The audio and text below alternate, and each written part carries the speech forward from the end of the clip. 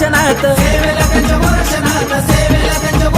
अशी गुरुमाऊली आस मनाची पूर्ण करणारी, अशी गुरुमाऊली आस मनाची पूर्ण करणारी, आस पूर्ण करणारी बाबा पाऊ गिरणारी, आस पूर्ण करणारी.